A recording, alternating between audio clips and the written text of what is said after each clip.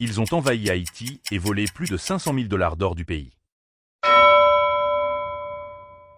Monsieur, dame, salutations à vous et prenez place. Aujourd'hui, on ne parle pas d'un braqueur en cagoule, ni des braquages qu'on a l'habitude de voir dans les films, mais des États-Unis qui, sous prétexte d'une occupation, ont volé tous les réserves d'or d'un pays qui se trouvait à la Banque nationale. 1915. Haïti est en feu et le pays est plongé dans l'instabilité. Les présidents se succèdent et tombent, assassinat après assassinat. Mais ce que peu savent, c'est que derrière le chaos, une superpuissance attendait son heure, les États-Unis. Sous prétexte de protéger leurs intérêts économiques et surtout, les banques américaines qui avaient investi en Haïti. Les Marines débarquent à Port-au-Prince le 28 juillet 1915, c'est le début de l'occupation.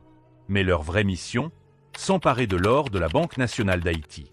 Des coffres remplis du fruit du travail du peuple haïtien, transportés directement à New York. 500 000 $ d'or volés sans un seul coup de feu. Et ce n'était que le début. L'occupation dure 19 longues années. Haïti perd sa souveraineté. Et en 1918, une nouvelle constitution est imposée par les Américains. Elle permet désormais aux étrangers de posséder des terres en Haïti, chose interdite depuis Dessalines, ce qui représente une gifle à son héritage. Mais face à l'oppression, le peuple n'a jamais cessé de résister, des héros comme Charlemagne Péralte prennent les armes. Mais qui plus tard sera trahi, exécuté et crucifié comme un avertissement. Mais il devient une légende.